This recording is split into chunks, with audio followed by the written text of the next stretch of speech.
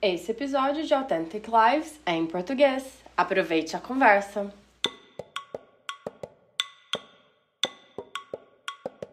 Para mim, rótulo faz com que eu me sinta no direito de tirar a humanidade do outro.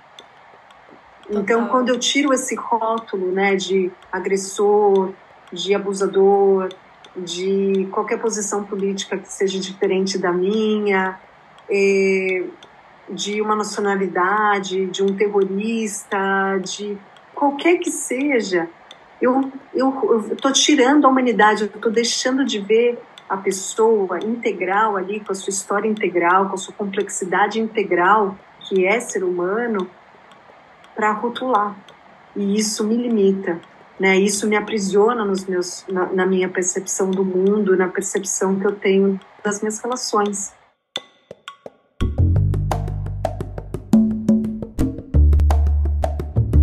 Oi, eu sou Estel Campos e o Authentic Lives é um podcast que traz conversas sobre a intencionalidade de viver experiências autênticas. E é em busca dessas experiências que no programa de hoje eu vou tomar um chá de hibisco com a Renata Mendes. A Renata é palestrante internacional, facilitadora de diálogos e mediadora de conflitos. Ela atua profissionalmente há 20 anos, tanto no Brasil quanto internacionalmente. Ela é empresária, fundadora do Activeda e do Instituto Mundo Aflora. Mas ela é muito mais que isso. Ela é uma curiosa e questionadora. Nós vamos falar um pouco das organizações que ela fundou durante o papo e você também pode conferir mais sobre elas nos links aqui embaixo. Na sua vida profissional, ela trabalha com palestras, treinamentos em públicos que vão desde altas lideranças a oferecer oportunidades para meninas e pessoas trans privadas de liberdade no sistema de justiça juvenil para reintegração eficaz. Renata, eu tô muito curiosa em como nosso papo vai se desenrolar e conhecer mais de como você foi trilhando esse caminho que permeia mundos tão distintos. Conta pra nós quem você é e um pouco das histórias que você vai compartilhar com a gente hoje. Obrigada pelo convite de estar aqui nesse espaço, dividindo um pouco da minha história, da minha jornada. Eu acho que essa pergunta, quem é você, ela sempre transitou na minha vida desde muito cedo. Então, acho que a primeira vez que eu me questionei quem eu era, eu devia ter em torno de uns 13, 14 anos. E eu acho que a minha vida toda foi direcionada em busca de tentar responder essa pergunta. Não sei se eu ainda sei responder, mas eu posso dizer que eu sou uma pessoa muito curiosa. Eu acho que eu nunca saí daquela fase da infância do porquê. Por que as coisas são do jeito que elas são, por que eu faço as coisas do jeito que eu faço. E isso acho que moldou um pouco, né, para eu chegar hoje, em 2023, fazendo as coisas que eu faço, né? Então, tem toda uma parte profissional, que eu atuo, né, como mediadora de conflito, facilitadora de diálogos, pensando um pouco na questão da saúde mental, do autoconhecimento, das nossas relações, de uma forma mais virtuosa, de construções de que possa trazer mais vida para as nossas relações. Então, nossa relação da gente com a gente, da gente com o outro e da gente na sociedade. E a minha vida foi sendo levada para alguns caminhos, algumas por minhas escolhas, outras por escolha da vida mesmo. Então, que me levou a fazer esse trabalho, né? Que hoje eu tenho uma organização com impacto social que chama Activeda, que eu trabalho mais com palestras e treinamentos e consultoria voltados para as relações, com esse olhar da cultura de paz, mediação, equidade de gênero, mediação de conflito, saúde mental e autoconhecimento. E tem há 7 anos o Instituto Mundo Aflora, que nasceu aí de uma experiência minha quando eu tinha 20 anos de idade, quando eu entrei dentro de um centro de medida socioeducativa, né, que trabalha com meninas privadas de liberdade, e foi um dos pontos de mutação. Então, respondendo a tua pergunta, quem eu sou, eu sou uma curiosa, que eu gosto de me relacionar, gosto de me conhecer e pensando no que ainda a vida tem para trazer pela frente. Então, sei de algumas coisas na vida, mas muitas delas elas se transformam ao longo da minha vida. Então, eu sei pouco. Eu sei muito pouco em relação ao que está para vir também. Então, acho que ninguém sabe, mas é um pouco disso. Acho que esse olhar é muito bonito, Renata, de aprender sempre, de ter esse olhar de curiosidade, de receber as experiências que a gente vai vivendo, né? Eu queria te perguntar, você falou que o seu questionamento, né, de quem é você, quem sou eu, começou com 13, 14 anos. E aí que também teve essa vivência que te fez pensar no que hoje se tornou o Instituto Mundo Aflora. Eu queria, se você puder, explorar um pouquinho, tanto como começou o seu autoquestionamento, que acho que isso dá muito o seu caminho de autoconhecimento, que isso também acabou virando uma atividade profissional, né? Como que você vê que isso... Como que, né, uma coisa chegou na outra, fazer meio esse ligue os pontos. O que você viu que começou, sabe? Qual que foi esse bichinho que te deu, que teve isso? E aí, quando você teve essa experiência lá dentro de um centro penitenciário, né, um centro de detenção de meninas, como é que isso foi te transformando e criando esses caminhos, né? Que você também falou pra gente que teve alguns momentos de suas próprias escolhas e outras oportunidades que vieram, que foram aparecendo. Então, vamos lá. Bom, resgatando a Renata de 13 anos de idade aqui para a conversa, eu acho que eu venho de uma família que tenho advogados, né? Meu pai, minha mãe, meu irmão, e principalmente dentro de um lado da filosofia. Então, os questionamentos existenciais, eles sempre fizeram parte um pouco da minha cultura familiar. E eu tive esse espaço dentro da minha família de realmente me questionar por que as coisas eram do jeito que elas eram. Né? E, obviamente, como uma menina de 13 anos, eu tinha a minha capacidade de questionamento de uma menina de 13 anos da época. Mas eu me questionava, assim, tipo, qual era o propósito da vida? Por que eu estava aqui? Né? O que eu vim fazer aqui? Se a vida era estudar, e eu não gostava muito de estudar na escola, eu estudava para tirar nota para passar de ano, gostava de fazer outras coisas, gostava de fazer atividade física, eu gostava de viajar, eu gostava de tirar foto, achava muito curioso registrar esses momentos, congelar esses momentos. Mas eu me questionava muito, né? Porque isso me trazia muita angústia, né? Tipo, o que eu vim fazer aqui? Para que eu tô aqui nesse mundo? Minha vida é estudar, contar um trabalho, pagar as contas, encontrar alguém para me relacionar, fazer uma família, né? Será que é só sobre isso? A vida típica, né? Aquele desenho que pintam pra gente, pra todo mundo. Exatamente. De um roteiro, né? Eu tinha um roteiro ali que eu precisava ser seguida e eu falava, talvez não faça tanto sentido para mim, porque eu via muito uma vida um pouco mecânica ali, de quase fazendo um check em todas essas coisas que me deram para eu fazer, que isso seria uma pessoa de sucesso, eu seria feliz. E para aí, então, eu vou ser feliz. Então, eu sempre me questionei, o que eu posso fazer? Eu quero ser feliz, e o que eu tenho que fazer para ser feliz? E daí, e muito nova, a partir disso, eu comecei a me questionar e comecei a procurar. E eu acho que eu tive, a partir dos meus 15 anos, um desejo muito grande de ir para a Índia, porque eu via que a Índia tinha muito coisa de autoconhecimento, que as pessoas eram mais felizes lá, mesmo sem tendo muitas condições financeiras, que era, teoricamente, a narrativa que eu vivia, que você ia ser feliz se você tivesse dinheiro.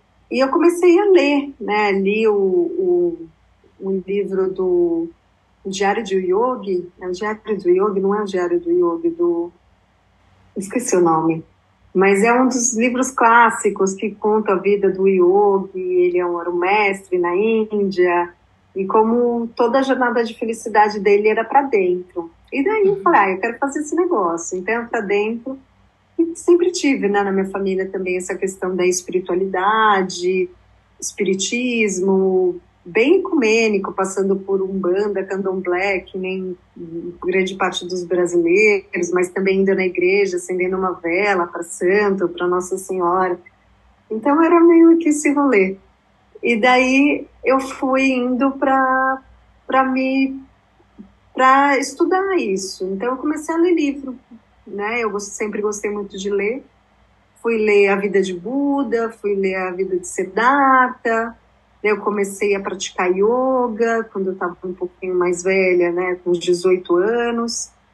Eu li o livro do Dalai Lama, A Arte da Felicidade, que foi um livro que me tocou profundamente, que começou a trazer um pouco de tom, porque eu entendia o que seria felicidade, que a gente veio para cá com um propósito, com algumas ferramentas físicas, mentais e relacionais, e a gente pode usar isso para contribuir para o mundo e para as nossas relações no mundo. E eu gostei muito disso. Qual que é o sentido da felicidade para o Dalai Lama no livro? Não vou dizer que é o sentido para o Dalai Lama no livro, mas é o que eu peguei daquela mensagem do livro da Arte da Felicidade do Dalai Lama, que era: a gente vem com uma mente, a gente vem com um corpo, com habilidades específicas, dentro de um contexto social, onde que a gente nasceu, com a família que a gente nasceu, e que a gente pode contribuir para o mundo do jeito que a gente é. A gente não precisa se tornar uma outra coisa, que a gente já pode contribuir do jeito que a gente é. E eu tinha 18 anos na época. E eu fui morar fora, fui mochilar na Europa, sozinha, porque eu venho de um lugar de privilégio que eu tenho essa possibilidade. Tive essa possibilidade, e foi um dos pontos de mudança para mim, né? Que eu me expus para outros tipos de realidade, de outros tipos de vivência. Isso me ampliou a minha mente, de outras formas de viver no mundo, com outras culturas, e ao mesmo tempo com muitos perrengues, saindo da minha zona de conforto, né? Indo desbravar o mundo com 18 anos e lidando o que era estar no mundo sendo uma mulher jovem, né? Sim. Então, um desafio, lidando com né? assédio, lidando com assédio, lidando com inseguranças, e também lidando com muito acolhimento de pessoas desconhecidas. Receber, né? Se abrir para receber. Hoje em dia, em 2023, para uma mulher de 18 anos já é difícil. Sem querer entrar em idade, mas tem alguns anos que você já fez isso. Então, o mundo antes era ainda mais fechado, né? A gente não tinha essa facilidade de internet, de Google Maps, para tudo que é lado. Então, eu imagino como foi essa jornada. E de confiança, né? De se abrir para confiar no mundo, na vida. Eu tinha 18 anos na época, né? Hoje eu tenho 40 anos, estou quase fazendo 41. Eu gosto muito de ter a idade que eu tenho, porque foi muito bem vividos esses anos, né? Então, 22 anos atrás. Então, tinha internet, mas não era da forma que a gente usava hoje. Então, eu não tinha celular viajando. Não tinha uma moeda única na Europa, né? Então, imagina, até isso, né? O dinheiro. A transferência. Então, era um outro lugar, mas funcionava igual, da mesma forma que funcionava nos anos 70, as pessoas viajando de barco, de navio, de um lugar para o outro, porque as passagens não eram tão baratas. Mas, enfim, eu acho que foi muito interessante para mim, porque viajar sozinha, com 18 anos, né, desbravando o mundo, eu acho que precisou de várias camadas de confiança, né? Eu acho que em confiança eu comigo mesma, da minha família, dos meus pais comigo, de achar que eu estava muito louca, mas vai do mesmo jeito, com medo, com as inseguranças, e uma confiança com o universo, né? Eu acho que essa minha espiritualidade que começou a ser desenvolvida nessa idade fez eu confiar de que tem uma proteção que tem. Eu sou de São Paulo, então eu sei viver numa cidade grande e violenta. Então, Europa, eu consigo tirar um pouco de letra em relação a isso. Mas tem uma confiança no universo, né? De achar que a vida vai trazer o que eu consigo lidar. E eu acho que foi aí que eu comecei a entrar numa jornada muito especial na minha vida, assim, de confiança, né? Que não foi sempre tão aguçada, ela foi sendo lapidada, perdi ela em alguns momentos da minha vida, mas sempre resgatando de essa conexão profunda com um todo, com o universo, né, no qual eu faço parte. Então, então esse foi um dos momentos, né? Acho que teve vários momentos que me levaram a essa busca de tanto me conhecer, de conhecer o mundo e de entender o que eu tenho para oferecer também. E eu tive a sorte de reconhecer, de terem professores muito importantes na minha vida, desde uma idade muito nova, de professores muito bacanas, que eu consegui ter um discernimento para saber o que era para mim, o que eles traziam e o que não era. Né? As pessoas que me inspiravam a ser igual a elas ou ir no mesmo caminho, e as pessoas que me inspiravam para não ser igual a elas, no qual eu não admirava. E então isso foi conduzindo um pouco a minha vida a partir dali. Né? Acho que meus pais me inspiraram muito, né? Acho que a forma como eles liam os valores e tudo mais, mas também eles me inspiraram com certas coisas que eu não gostaria de repetir, que eles fizeram porque era da geração deles, mas que para mim não fazia mais sentido. Então, desde os meus pais até as pessoas que foram encontrando ao longo da minha vida, no meu caminho.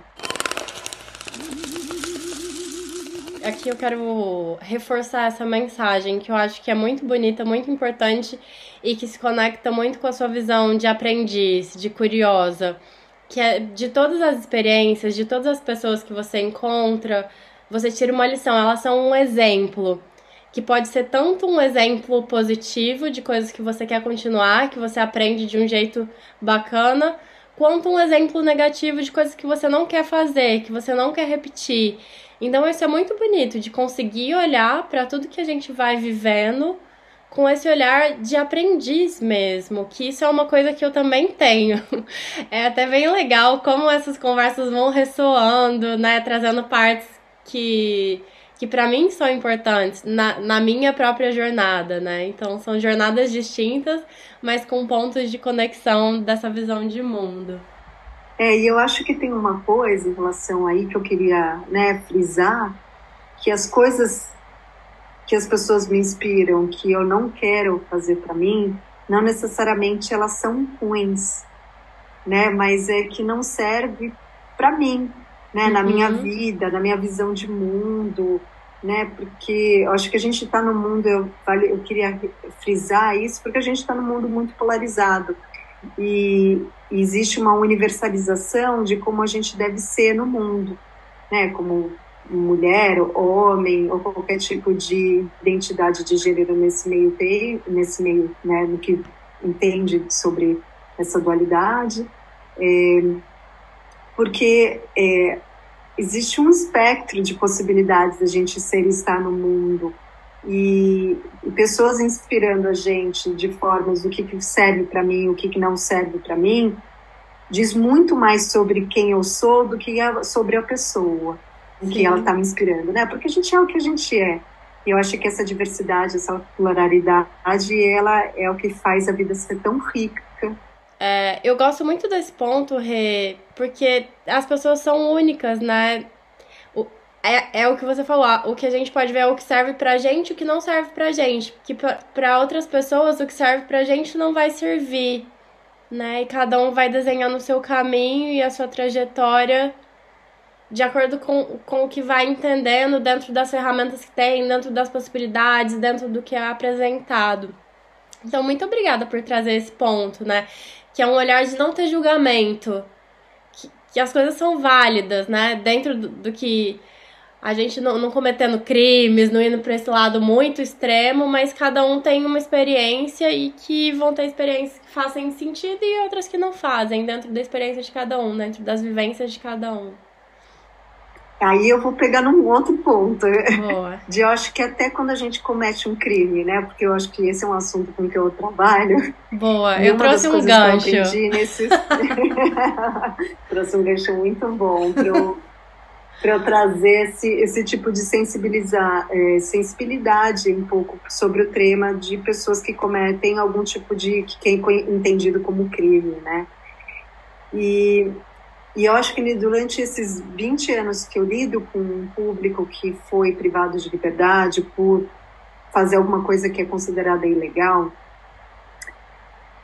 um dos meus maiores exercícios, quando eu comecei a conhecer pessoas que estiveram privadas de liberdade, cometeram algum tipo de delito ou algum tipo de crime, é conhecer as histórias delas. E quando eu conheci as histórias dessas pessoas, uma história completa, né? O que levou, o que antecedeu a pessoa, a história da pessoa para chegar no momento de fazer algum ato de violência contra a vida de outra pessoa, ou cometer algum tipo de delito, ou crime, que é considerado crime. Não tem nenhuma história que eu ouvi durante esses 20 anos aconteceu do nada. Então, teve muita violação de direitos humanos para uma pessoa ter se sentindo isolada ao ponto de ela achar que não poderia contar com mais ninguém. E isso, para a gente vivendo em uma sociedade, quando uma pessoa comete algum tipo de crime, a gente falha como sociedade, porque a gente deixou de olhar o que ela estava precisando. Então, como comunidade, sociedade, o nível de violência que a gente vive, ou o número de criminalidade, entender quando os nossos erros são considerados erros e quando o erro de algumas pessoas são considerados crimes, né? Então, eu acho que esse é o meu convite sempre quando eu trabalho com isso, né, há muito tempo, e esse é o convite que eu faço para as pessoas, né, tirar esse olhar do que tem de errado com essas pessoas por terem cometido algum tipo de crime e o que aconteceu na vida delas até elas chegarem para esse ponto, né, que isso era a única possibilidade da vida delas e como a gente tem corresponsabilidade para ter isso acontecido também. Então, esse era o gancho que eu queria trazer. Eu achei muito, muito bonito essa visão, Rê, de como... eu vou usar a palavra agressor, né? Que, na verdade, não existe um agressor. A pessoa é uma vítima de condições que ela tem vivido. Vou contar uma história que eu presenciei, eu não vivi. Um amigo meu vivenciou. E aí, eu vou usar como gancho para você contar uma história sua. A gente estava em um evento no Maranhão, e esse meu amigo era palestrante, então ele tava carregando a mochila com o computador, tá? A gente terminou o evento, tava saindo pra jantar. E aí a gente separou, tinha bastante gente. No que a gente encontrou eles de novo, esse meu amigo tava sem a mochila, ele contou: ah, passou um moleque, pegou a minha mochila, pegou minhas coisas, tipo, e foi, saiu correndo. E eu fiquei muito impressionada como ele tava calmo, sabe? Ele falou: isso aconteceu, e na época ele trabalhava assim em uma grande instituição mundial com projetos de educação para Pernambuco, e ele falou assim, uma coisa que me marcou muito, que isso só reforça. Ele hoje pegou minha mochila com as minhas coisas, eu posso comprar isso de novo, isso não é um problema, né? No mês que vem vai cair meu salário, eu recomponho as coisas, tem tudo salvo no Drive, então é uma situação chata, mas não é o fim do mundo pra mim. Mas para essa pessoa que precisou fazer isso, ele tá em uma condição muito difícil. Isso reforça muito a necessidade do que eu tô fazendo, de trabalhar com educação, de criar oportunidades, sabe? Essa história me marcou tanto, a reação da pessoa, do que aconteceu com ela, sabe? De não se colocar numa posição de vítima de forma alguma, mas de criar mais motivação para continuar trabalhando, para criar condições para que isso não precise ser isso não precisa acontecer, né? Não precisa chegar nesse momento, nesse tipo de desespero de alguém pegar uma coisa de outra pessoa.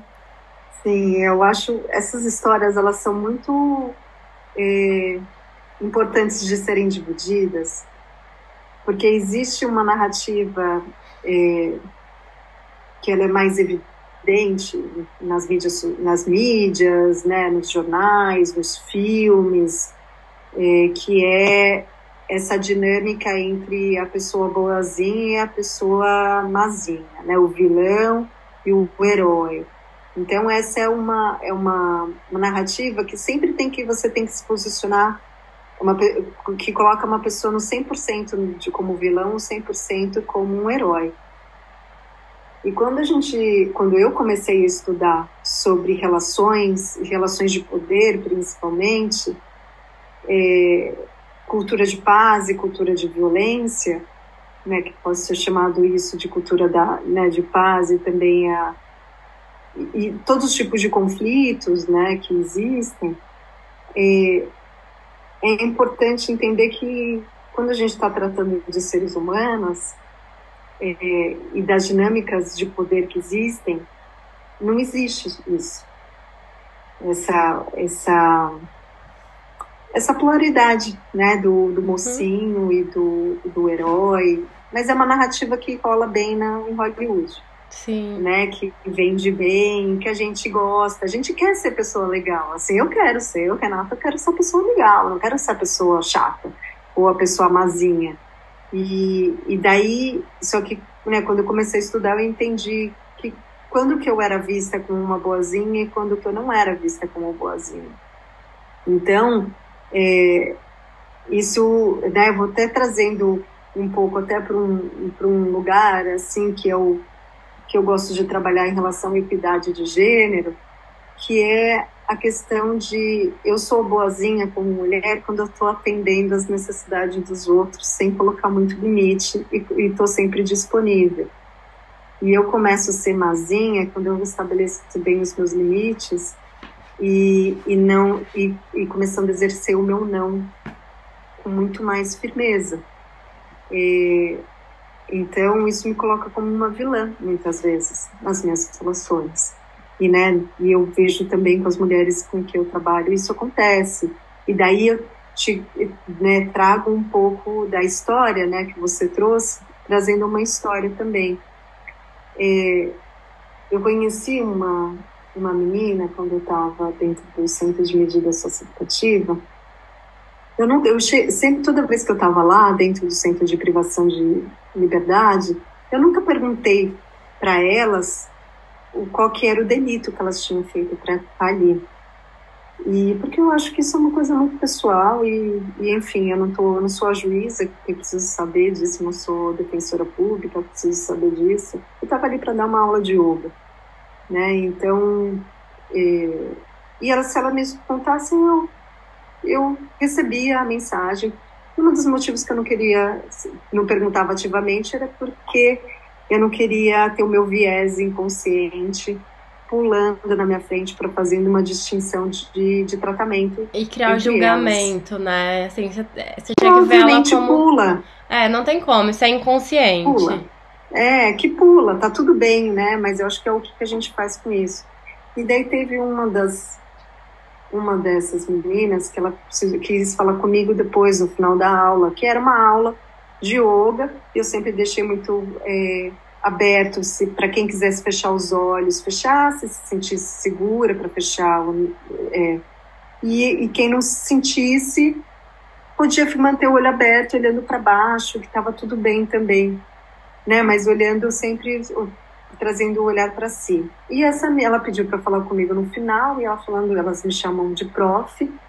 Olha, prof, eu ainda não estou conseguindo fechar os meus olhos, porque toda vez que eu fecho o olho, eu vejo uma imagem muito forte na minha cabeça. E isso me dá muito medo. Eu falei, Ela falou, Eu falei, você quer falar sobre essa imagem? E ela falou assim, na verdade eu queria saber como é que eu faço, como eu perdoo as pessoas. Uhum. Eu falei, você quer saber sobre perdão? E ela falou, eu quero saber como eu posso me perdoar pelas coisas que eu fiz. E daí eu falei assim, você quer conversar sobre isso? E ela falou assim, prof, é que eu vim parar aqui porque teve uma pessoa que ela me machucava muito. E eu não aguentava mais. E daí eu machuquei essa pessoa. E eu machuquei muito feio essa pessoa. Detalhe, essa menina, ela tinha 15 anos. Nossa. E eu falei assim, tá bom. Ela falou, eu quero me perdoar, porque eu não me perdoo pelo que eu fiz com a pessoa. Tudo bem ela ter feito o que ela fez comigo. Mas eu não me perdoo por ter feito. Então, toda vez que eu fecho o olho, eu lembro da imagem do que eu fiz com ela. Ela tinha feito uma tentativa de homicídio em relação ao padrasto dela, que violava ela sexualmente, estuprava ela sexualmente, desde que ela tinha uns 6, 7 anos de idade, até que ela não aguentou mais. E quando eu ouvi essa história, me trouxe muita raiva. Né? Muita raiva de que uma criança precisa passar por isso sem nenhuma assistência ao redor dela por tantos anos. Uma vez já ia ser o suficiente para ser aterrorizante, mas por tantos anos. Então, e ela se responsabilizar por uma violação de direito, onde que o Estado, a família, a sociedade pecaram com ela, sabe? Violaram o direito dela de existência por tantos anos, e ela está ali privada da liberdade dela, ao invés de estar recebendo um tratamento para lidar com o trauma que é isso. E isso me trouxe muita raiva. E eu acho que essa raiva foi o meu motor, e é o meu motor hoje para fazer o trabalho que eu faço. Eu podia muito bem botar fogo no parquinho, porque a raiva me traz esse lugar de eu quero acabar com isso, vou acabar com esse homem que fez isso com essa menina. E eu escolhi fazer diferente, né? Porque isso não vai resolver. Né? A dor já está instalada, está ali. E o meu lugar na conversa com essa menina foi acolher ela. Acolher e depois ir para minha terapia para me acolher depois de ter escutado uma dessa. Porque eu era muito nova, eu não sabia. Mas eu fiquei me questionando, será que eu teria feito diferente que ela fez? Provavelmente não. Se eu tivesse vivido as mesmas coisas que ela viveu, a probabilidade de eu estar ali seria a mesma.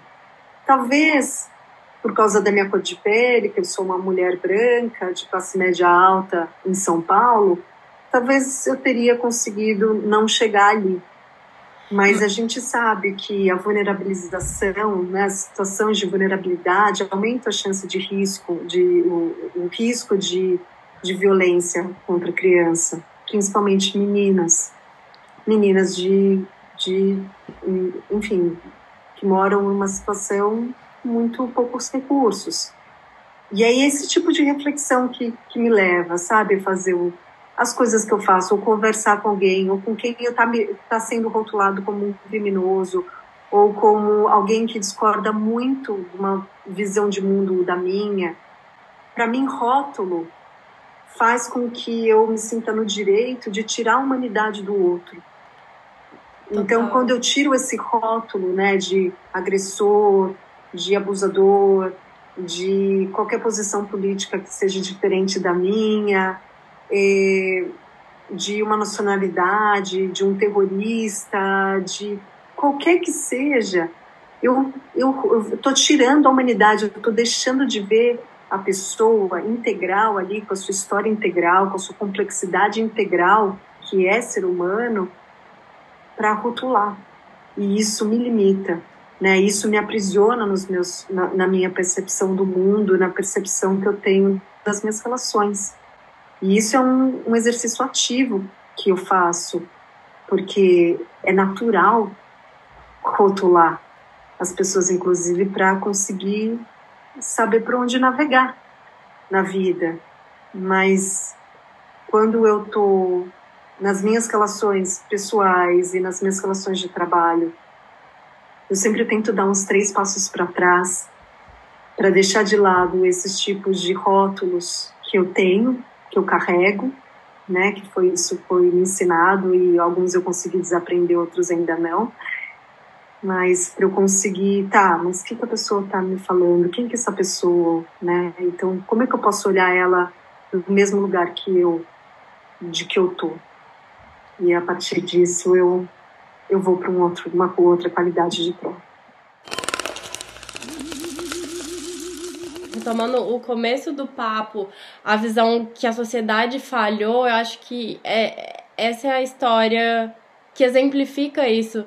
Porque a realidade de muitas dessas meninas, muitas crianças, meninos também, que vivem nesse lugar de violência, e em várias dessas comunidades, desses locais, esse tipo de violência é normalizado, sabe? Então os meninos crescem vendo isso, e aí eles vão ser adultos que vão fazer isso, e isso se perpetua. E é o que você falou, se a gente responde com raiva, isso vira mais raiva e a gente não sai disso de jeito nenhum. Então é muito bonito esse trabalho que você está fazendo, né, com o Instituto Mundo da Flora, de tentar criar novas oportunidades, de tentar sair desse movimento e mostrar que existem outros caminhos. E esse olhar dos rótulos também, né? Você trouxe um pouco do seu olhar de ser uma mulher branca, de reconhecer que você tem privilégios. E aí eu acho que é muito importante esse olhar de usar o que a gente tem, as ferramentas que você tem, para construir, né? Para ajudar as pessoas, para mudar um pouco dessa realidade e que mesmo que você mude a vida de uma pessoa, você está fazendo muito mais do que isso, já é uma coisa muito grandiosa, porque você muda uma história que vai mudar outra, então a gente cria essa onda positiva. E que às vezes a gente é derrubada também, mas a gente levanta, sacode, começa de novo e a gente vai vendo que é possível, né? Eu gosto muito de fazer isso, também tô aprendendo. Tem uma coisa de novo sobre os rótulos, que a gente não enxerga que a gente carrega eles, é uma coisa tão grande. E aí quando você fala que você faz esse exercício ativo, a primeira coisa é enxergar que a gente tem isso, porque primeiro a gente nem percebe, e aí quando você começa a perceber, mudar as palavras, olhar um pouco diferente, começar a ouvir pessoas diferentes. Acho que no Brasil e no mundo todo a gente tem vivido polarizações de todos os tipos, e para sair disso tem que ser a gente, não tem como. A mídia quer estimular, quer viver essa história. A briga traz mais ibope do que a paz, né? Então a gente tá vendo isso de vários jeitos e hoje em dia é até triste, né? Com certeza. Mas a gente vai nadando contra. E eu acho que, né, te ouvindo, né, você trazendo essa essência, esse resumo, tem uma das coisas que eu aprendi nesses últimos anos é que ninguém transforma a vida de ninguém. Né? Acho que criar oportunidades faz parte do nosso papel como cidadã vivendo numa sociedade, principalmente se a gente tem mais oportunidades pelo privilégio, né, pela posição de privilégio que eu tenho. Se eu tenho mais, eu divido mais. Então, essa é a lógica que eu carrego no meu coração. Então, ninguém transforma a vida, ninguém transforma ninguém. Né? As pessoas... Eu tenho uma metáfora que a minha mentora, chamada Stephanie Covington, trouxe uma vez e que, para mim, ilustra muito bem, que é ser uma gota no balde. Então, a gente nunca sabe qual gota no balde a gente é de alguém, na vida de alguém. Então a gente pode ser a primeira gota no balde, que a gente escuta, dá o apoio, mas não vira, a transformação não acontece, a gente não vê.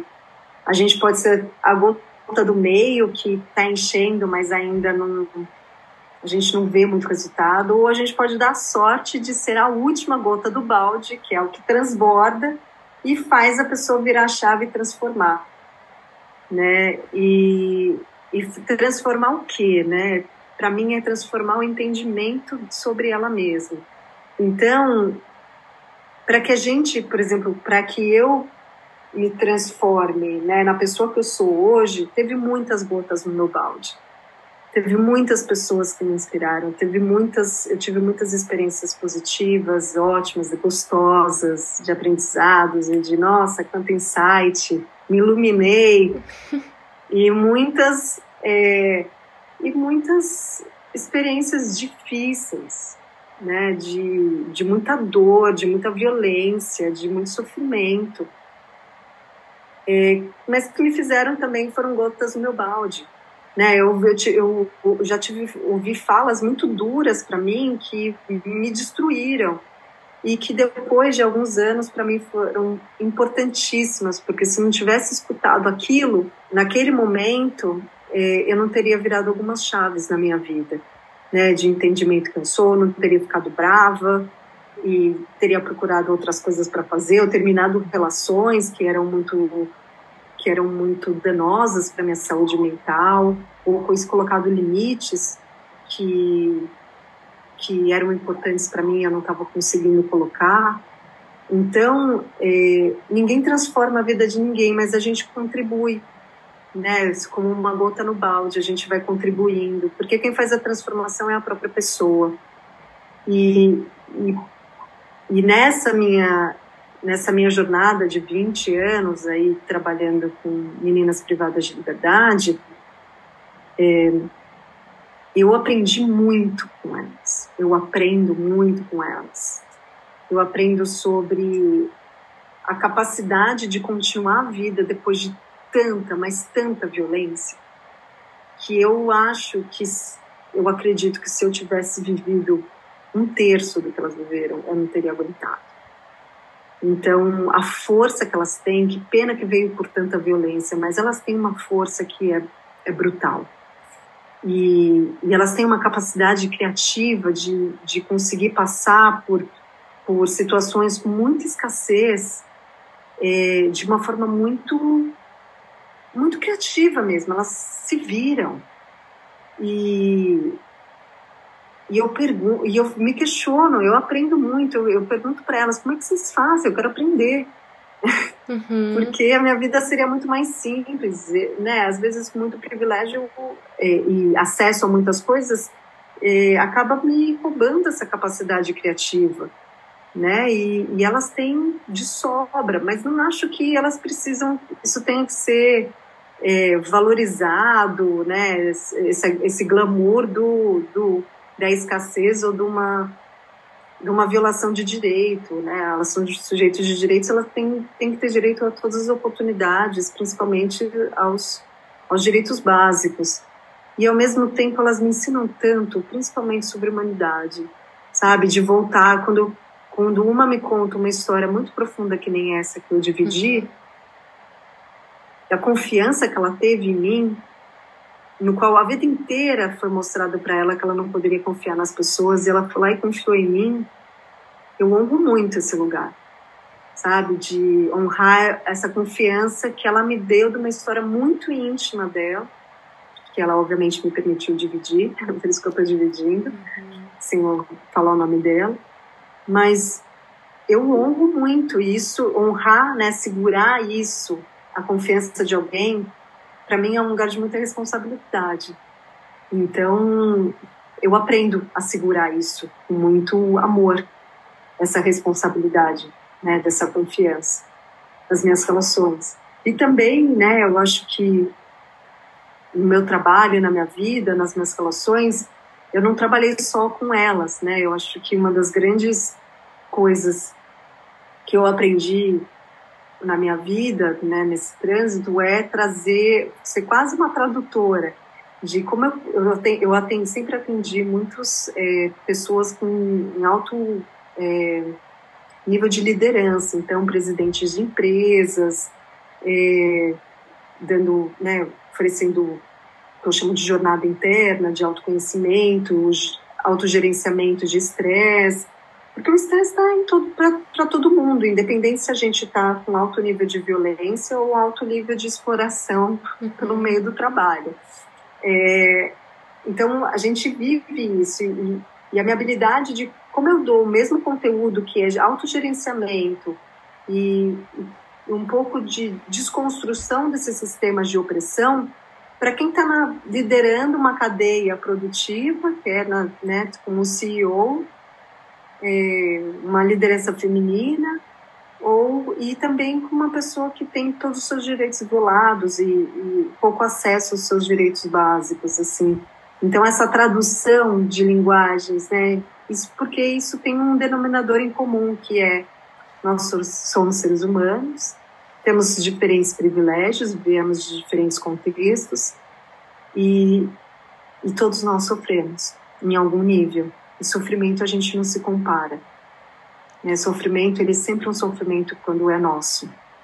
E não dá para colocar numa escala qual que é o sofrimento maior ou o sofrimento menor. Quando a gente está sofrendo, e principalmente hoje, que a gente está numa epidemia de saúde mental, né? De alto nível de estresse, ansiedade, por causa do estilo de vida que a gente escolhe se relacionar, né? Com a natureza, entre a gente, com o dinheiro, com tudo. Então, é um lugar para a gente repensar. Isso foi muito importante, Rê, que todo mundo sofre, a gente vive de fato uma vida de sofrimento que não tem como dimensionar. Não existe isso, né, de medir o seu sofrimento maior ou menor do que o meu, porque cada um sabe o seu e sabe como lidar. E que bonito isso que você transita em todos esses espaços, sabe? E achei muito legal você chamar de sistemas de opressão, que seja por você se colocar num excesso de responsabilidade e que aí o mesmo sentimento de não conseguir se perdoar, né, da menina que você contou, isso pode ser de um presidente de uma empresa que fez uma demissão em massa, pode ser o mesmo tipo de sofrimento no nível de responsabilidade, né? Então, com certeza, e até, por exemplo, não ver os filhos crescendo. Sim. Não está na participação ativa da criação dos filhos no qual ele escolheu ter. Sim. Porque não é, né? Porque tem pessoas que escolhem ter e não participam, porque escolhem não participar, e tem pessoas que escolhem ter e não conseguem participar por causa de toda uma demanda de um sistema de opressão que existe em relação ao trabalho, de exploração, ou fazer uma demissão em massa, onde você está impactando a vida de famílias, né? De às vezes dezenas, centenas de famílias. Então, levar esse questionamento, porque quem sabe, né, a dor pega, né, o sofrimento pega quando a gente vai deitar e dormir e colocar nossa cabeça no travesseiro. E é a imagem que a gente vê na nossa cabeça, né? Qual que é a imagem que você vê na sua cabeça quando você fecha os olhos? Que é da menina. Eu não consigo fechar os meus olhos porque a imagem vem. Né? Então, qual que é essa imagem que vem? Vem a imagem e a gente sofre com aquilo, né? Sofre da nossa impotência, do nosso tamanho humano mesmo, de lidar com as coisas que a gente não consegue controlar, ou que a gente faz parte das coisas e começa a entender o impacto que tem negativo, e a gente começa a cair na nossa consciência se a gente realmente quer fazer parte dessa história, o que a gente pode fazer, né? Às vezes, isso é uma das coisas que me perguntam muito, né? E eu sentia muito quando eu comecei a trabalhar com a complexidade de privação de liberdade de crianças, né, de adolescentes, que isso é muito complexo. Eu sozinha, imagina, Renata, né, sozinha, não vou dar conta disso, não dá, isso é muito grande para mim. E quando a gente pensa em problemas estruturais, sistêmicos, eles são muito grandes para indivíduos. Mas lembrando que né, problemas sistêmicos, eles são compostos de muitos indivíduos que ficam reforçando certas visões de mundo. E isso sim a gente pode mudar. Sim, né? Então, começa a virar uma chavinha, vai começando, é uma onda, né? Vai criando aquele movimento da gota no lago e que ela vai se espalhando. Exatamente. Que vai se espalhando e vai se juntando com outras coisas que estão reverberando nesse mesmo lugar. Porque o meu professor, né, o meu guru, que chama Swami Dayananda, indiano, que já fez a sua passagem, ele tem um livro que eu gosto muito que fala: você é o problema, você é a solução. You're the problem, you're the solution. E é sobre isso. A gente, no lugar... Mediação de conflito me traz um pouco isso, né? O lugar para a gente transformar os nossos conflitos está no mesmo lugar da onde eles nasceram, com as mesmas pessoas envolvidas.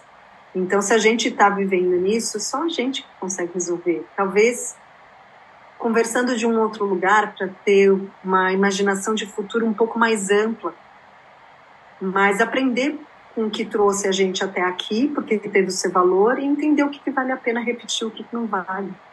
né? O que vale a pena a gente modificar, o que deu, o que vai funcionar daqui para frente, né? Então, eu gosto muito de pensar nisso, que a gente, sistemas complexos, eles podem ser feitos de uma outra forma, né? E os problemas que a gente tem podem ser pensados em soluções ou soluções momentâneas ou transformações a partir do lugar da onde a gente está.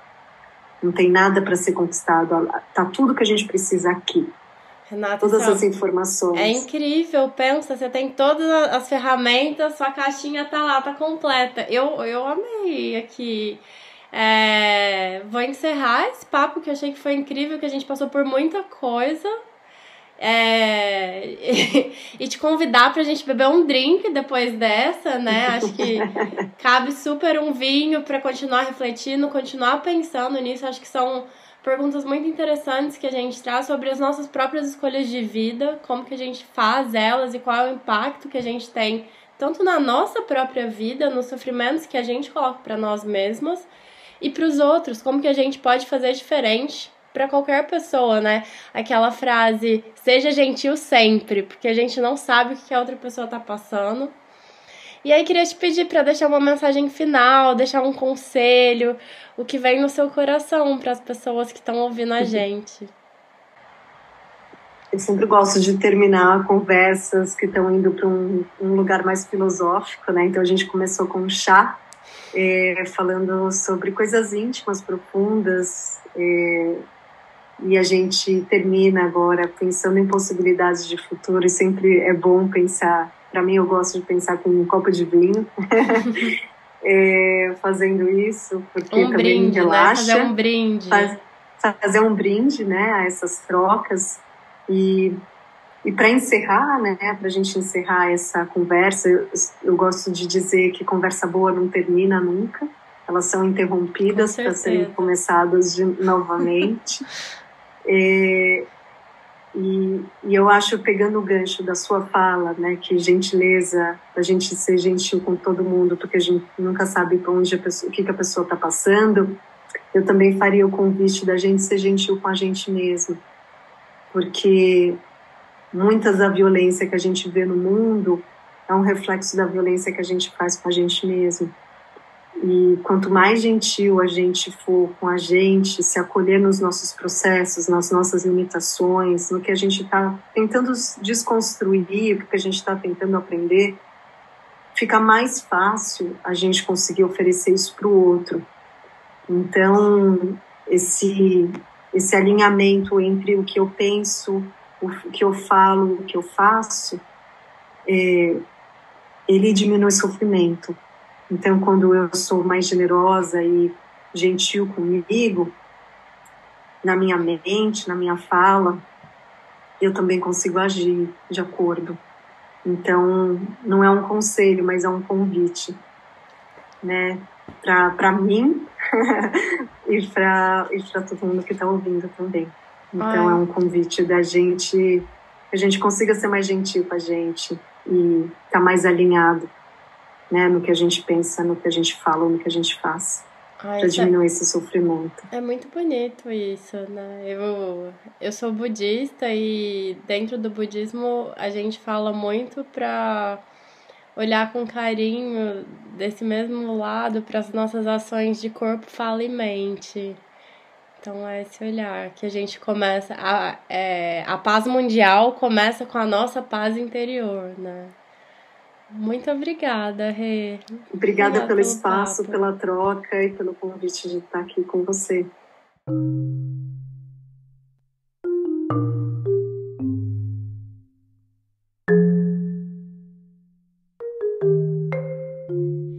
Uau! Essa conversa me arrepiou inteira. Eu senti que eu fui desconstruindo algumas das minhas próprias crenças ao longo desse papo. Você sentiu isso também?